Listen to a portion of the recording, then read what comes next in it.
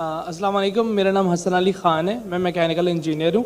میرا پہلا سوال میرے دوست شاہزیب ندیم کی طرف سے جو ایک کرسچن ہے، انہوں نے بائبل میں پڑھا ہے کہ حضرت عیسیٰ علیہ السلام نے 4 دن بعد مریم علیہ السلام کے بھائی کو زندہ کر دیا۔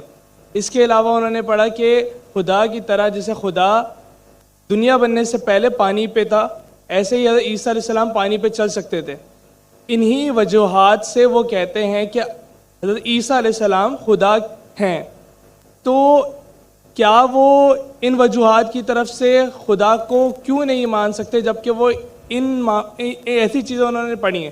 دوسری بات یہ کہ میرے 2 بچے ہیں اور میں نے اسلام کے لیے وقف کیا؟ سر چھوٹا سا ایک سوال۔ جزاک اللہ۔